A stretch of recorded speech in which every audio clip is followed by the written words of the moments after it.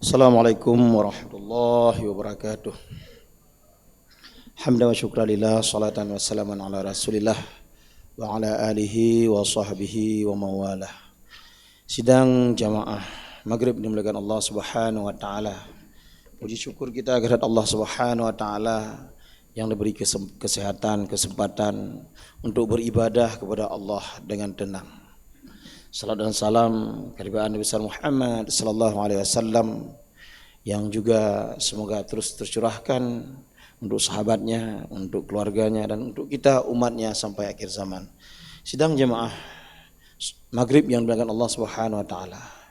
Tidak ada yang lebih pantas untuk kita risaukan pada hari ini dan selain daripada tentang keadaan saudara-saudara kita yang ada di Palestina.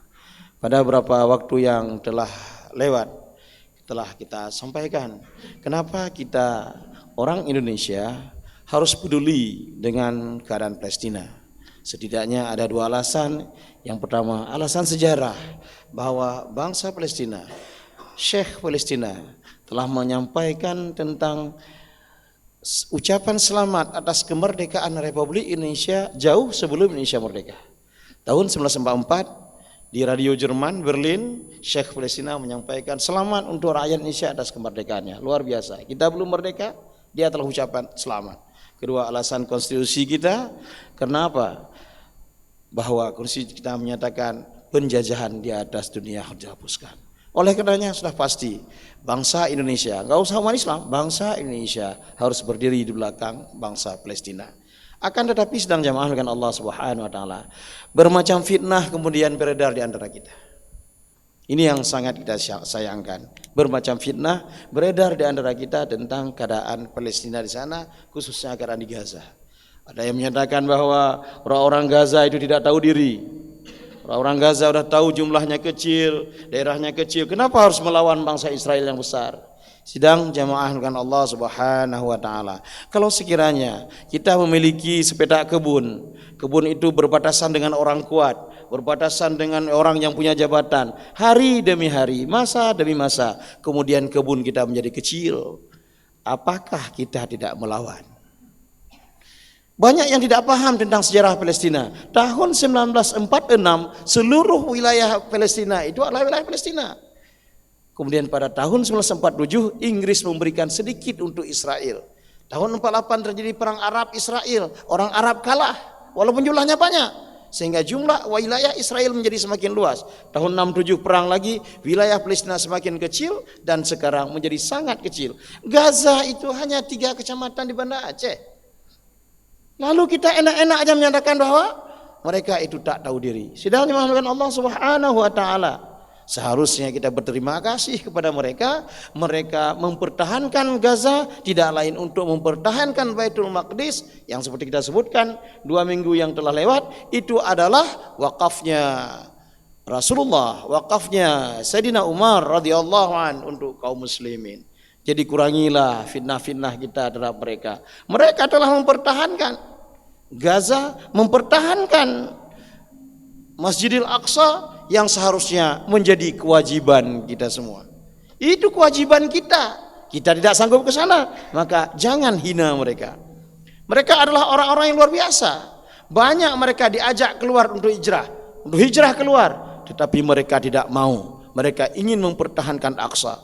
Lalu muncul fitnah yang lain. Sekarang mereka mati konyol. Sidang jemaah dengan Allah Subhanahu wa taala. Allah ingatkan tentang perang. Wala taqulu lima yuqtalu fi sabilillahi amwat bal ahya'u walakin la tash'urun. Jangan kau katakan orang yang gugur di jalan Allah itu mati. Bal ahya, bahkan mereka itu hidup. Sejumlah mimpi-mimpi mereka, bagaimana ada kisah sepot roti terakhir untuk anakku. Mereka belum mati telah bercerita, "Mama, surga itu jauh, Ma. Harga roti di surga itu bagaimana, Ma?" Dan seterusnya. Maka bagaimana kita lihat mereka mati dalam keadaan tersenyum? Bagaimana kita lihat mereka meninggal itu sudah perutnya terburai, masih bisa mengarahkan pertempuran. Kenapa? Karena orang-orang yang mati syahid tidak merasakan kesakitan ketika sakaratul maut. Sidang jemaah dengan Allah Subhanahu wa taala. Dan sepanjang karena memang daerah mereka pertempuran terus menerus pertempuran, maka mereka berjaga-jaga. Mata mereka adalah mata yang ribat.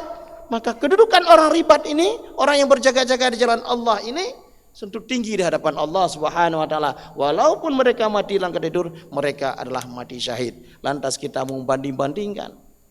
Ada pula sebagian bercerita bahwa urusan orang di Indonesia ini masih banyak yang lapar. Untuk apa kita urus yang di sana? Ini lagi-lagi mereka salah.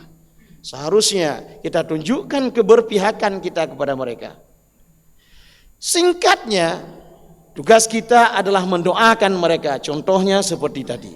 Allah mansur ikhwanan al-muslimina fi wal mujahidina fi Filistin. Kita doakan mereka di setiap salat kita, di setiap kesempatan kita doakan mereka. Di hadapan Allah nanti mereka akan bersaksi bahwa kita pernah mendoakan mereka. Kemudian yang kedua, kita share berita-berita tentang mereka kemana-mana. Karena berita ini nggak ada berlaku lagi lewat Google. Kenapa demikian? YouTube kenapa demikian? Ditutupi oleh Israel, ditutupi oleh Amerika, ditutupi oleh Inggris, ditutupi oleh Jerman, ditutupi oleh Korea Selatan. Sementara mereka adalah pemilik daripada medsos itu sendiri. Tapi kita berjuang dengan cara men-share berita-berita tentang mereka, sehingga orang-orang yang buta matanya tentang mereka tahu tentang bagaimana sesungguhnya yang terjadi di sana. Pembantaian terhadap anak-anak, 8.000 lebih yang meninggal, kebanyakan oleh anak-anak dan perempuan. Sedang jemaah dengan Allah Subhanahu wa taala. Setelah kita share berita-berita, kita boikot produk-produk mereka. Kita boikot Pepsodent, kita boikot Danone, Aqua dan segala macam. Ini nyinyir lagi orang. Kalau boikot semua, sekalian pesawat, sekalian HP dan seterusnya.